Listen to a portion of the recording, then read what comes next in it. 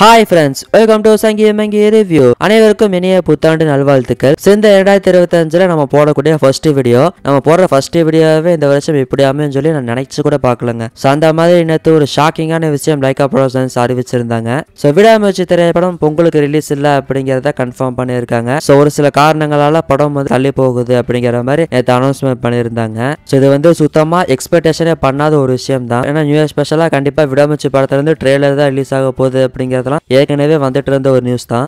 AK fans ஆகட்டும் normal audience ஆகட்டும் எல்லாருமே விடாமுயற்சி படத்துடைய ட்ரெய்லருக்கு தான் வெயிட் பண்ணிட்டு இருந்தாங்க. ஆனா ஒரு பெரிய ஷாக்கிங்கா நேற்று விடாமுயற்சி படத்துடைய போஸ்ட்போன் அறிவிச்சிருந்தாங்க.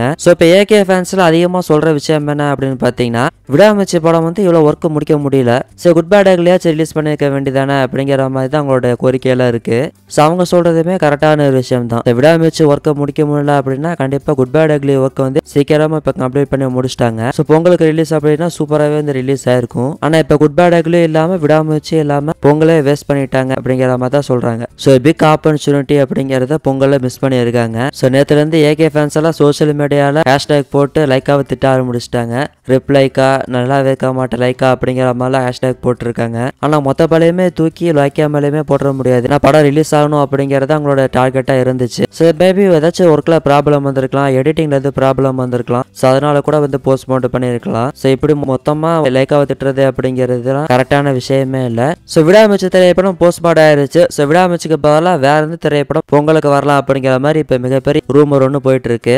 அதுல பாத்தீங்கன்னா 2 திரைப்படங்கள் இருக்கு. அதுல ஃபர்ஸ்ட் பாத்தீங்கன்னா சியான் விக்ரமருடைய வீரதீர சூரன் திரைப்படம். இந்த திரைப்படம் பொங்கலுக்கு வர வேண்டியதான், விடாமுயற்சி வரனாலதான் ஜனவரி 24 பிளான் பண்ணியிருந்தாங்க.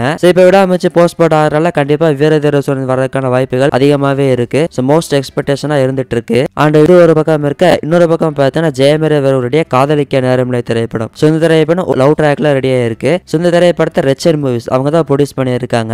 அதனால இந்த திரைப்படத்தை அவங்க ரிலீஸ் பண்றதுக்கான வாய்ப்புகள் இருக்கு அப்படிங்கிற மாதிரி நியூஸ் வந்துட்டு இருக்கு.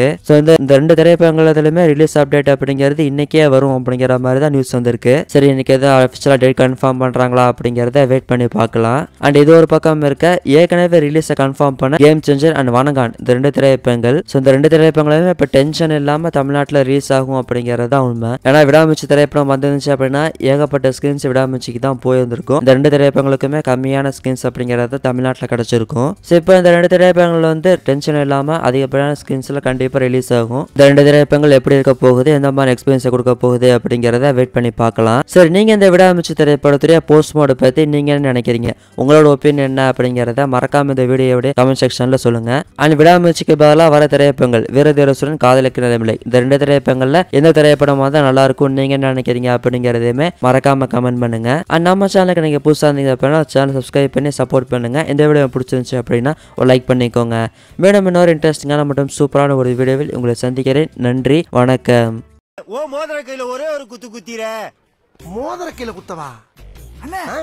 ஏதோ சென்டிமெண்டா கேக்குறானே, போடா போகுதுண்ணே, ஒரு குத்து குத்துண்ணே. அப்படியா? ஆ, போடா.